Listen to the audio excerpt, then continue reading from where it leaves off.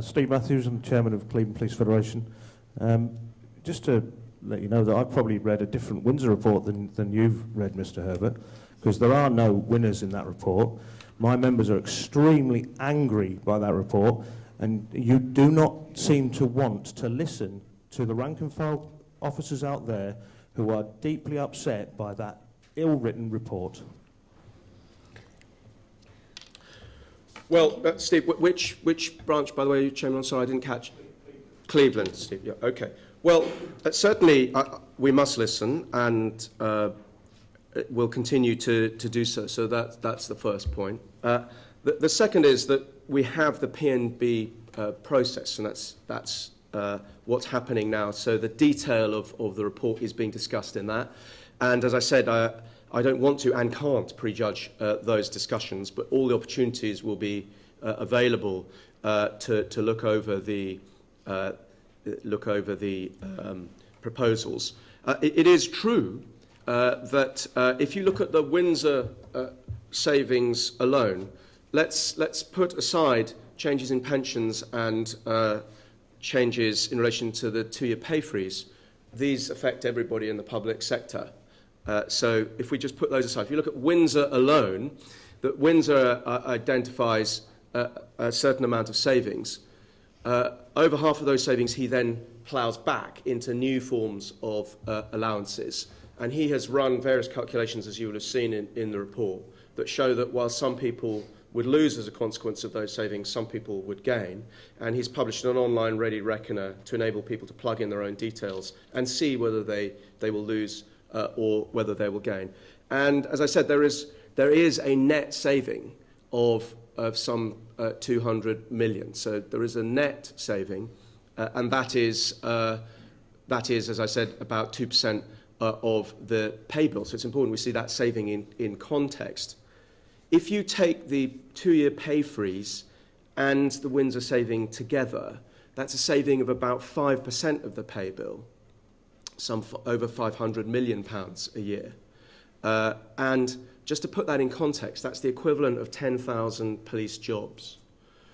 And just as any private sector organisation confronted with a shrinking revenue would have to ask itself the question, and indeed its workforce, is what is affordable in the years going forward, so in my view does the police service collectively have to ask itself that question. And therefore I do think that it's responsible to look at the issue of pay so as to protect as many jobs as possible within the available resource. Because the spending environment has been set, and the review set that for 4 years. And the police service, along with all the other public services, I mean, you've seen the savings that are having to be made in defence, even in health, where actually the budget is for a real terms increase because of the pressures in health. They're having to make savings as well. Nobody is immune from these changes. But we will look at the proposals very carefully and discuss them in the board. Thank you very much for that, Steve. And the gentleman over here who's indicated, and I think will have to be the last questioner. Could you stand, please, and tell us who you are and where you come from? It's Peter Lake, Unison Branch Secretary, Northamptonshire Police. Mr. Herbert, you won't remember me, but I asked you this question in October at the Police Staff Conference before the cuts were announced, before Windsor, before Hutton. The question basically was that your government and, in fact, these two reports mention that workforce modernisation is one of the ways forward, but our force is one of the first ones that brought that in to great extent. And I pointed out to you then, but if you made the cuts that were being advocated, the first thing that would happen would be police officers would be put back into the roles that my members work in.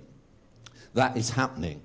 You basically reassured us that you did not think that that would happen, but it is happening.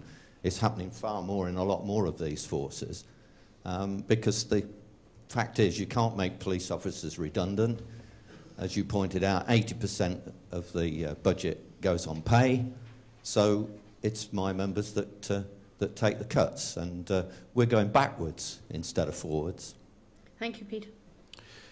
Well, Peter, firstly, just say, you know, I met your Unison national representatives recently. Again, we want to continue, of course, to try and have a proper dialogue with them. The reason I'm going now is because I'm going over to House of Commons to meet members of the Metropolitan Police Services, PCS, to talk about the impact on their staff. So, I made the point in my comments that actually, in terms of, I mean, there's much media debate about job losses. Of course, in terms of actual job losses, the brunt is being borne by police staff very largely. I mean, there is of course A19 in relation to police officers who've completed 30 years service, but that some forces are using. But in the main, what we're talking about is a recruitment freeze in relation to police officers, whereas in relation to police staff, there are redundancies. And so there is a differential impact, and I think that is absolutely true. And actually, I think overall public debate hasn't properly reflected that. So I do accept that. In relation to your specific point, well, I continue to maintain that we must guard against what you might call reverse civilianisation. And that seems to me to be a case of that chiefs have got to look very carefully at the necessity for fundamentally looking at how services are being delivered. And what we need to guard against is making spending reductions by a process of salami slicing. And if we're seeing this effect that you described, then I think we need to be asking real questions about the way in which the cuts are being borne. Can I just try and give some context to the overall spending reduction? Because it's been said a lot that these are 20% cuts to policing. And that, of course, is the real terms reduction over 4 years in the central government grant. But police forces do not raise all of their money from central government. And therefore, there is no force that will be receiving a 20% reduction in its resources over the next 4 years in real terms. Indeed, if you look at the cash figures, the actual reduction, assuming a forecast rise in preset, a freeze this year and a forecast rise over the next 3 years, is on average, the reduction is a cash reduction of 6% over 4 years. So that means that forces will, on average, have 6% less cash in 4 years' time than they do now. How unreasonable does that sound, given the scale of the economic difficulty that is confronting the country? These are challenging reductions, for sure, but they are manageable reductions. And the thing which I am increasingly doing is noting the chief constables and the forces who are delivering these savings, all requiring difficult decisions, I accept, but delivering the decisions in a way which actually is protecting the frontline service. These are often the quieter chief constables, those that are not bursting out into the national media and giving us the benefit of their latest opinion, but actually are getting on with the job along with their workforces and so on. And I think they are showing that it can be done, but these are, I accept, difficult decisions. And Peter, I can't pretend to you otherwise, and they are. And I do understand the impact on your members. Well, thank you very much indeed, Minister, for answering those questions. I know that lots of people would have liked to have had longer with you. Do you want me to do 2 or 3 more? Because I'm all right to go to the PCS. Yes. I mean, I'm very happy to if you'd like to do 2 or 3 more. We'll have 2 more. Okay. Just Sorry. 2 more, and then we go back to the programme. The gentleman at the front here. Thank you. Andrew Figures, the Chief Executive of the British Transport Police Authority. Minister, thank you very much indeed for that clarity and also for articulating the financial situation in which we find ourselves and the drivers behind it. I'd like to ask a question about the strategic policing requirement. And do you see the Home Office under your leadership taking a greater role in coordinating the efforts of the other police forces not sponsored by the Home Office? And, of course, I have a personal interest in that. Thank you. This is one of those times where I think, why did I take another question? Be brave. Yeah. Well, Andrew, the first thing to say is, I mean, I do not have formal responsibility for the force that you're the chief executive, the authority for. I don't think I would answer the question as in the direct manner that you suggested I might, but we do need interoperability within our forces, and that's one of the things that the strategic policing requirement is attempting to address. And of course, the BTP as a national force actually, does play an important role in relation to ensuring that we are protected from some of the most serious threats and at that higher level. So I think the way to answer it is just to say that we should certainly have regard to the other forces that are part of the network of our police forces that ensures that we can meet national threats. Okay. One more. Just one more. Gentleman at the back on the left. Thank you. This is a question for Mr. Herbert from Derbyshire Police Federation. I'll just read a little bit of Windsor out. It's paragraph 8.04 in its conclusions. Some police officers are relatively overpaid, but it must be recognised that they have made material decisions on their financial affairs on the faith of the present system. When I read that, I thought, I wrote it side of it, and that's fair. But then I look further on, and I see that the very people that Mr. Windsor seeks to look after, i.e. the front line, a lot of the front line are made up of people who 1 to 10 years service, and they've had their expectations frozen for 2 years.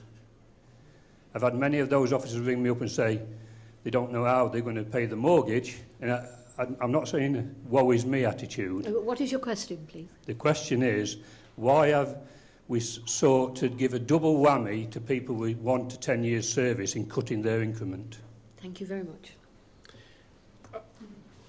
The specific point, I think, is one that needs to be discussed in the PMB and is exactly the sort of point of detail in terms of the formal response to Windsor that I must not give a view on now because of the formal for the formal process. But there'll be plenty of opportunity to discuss that.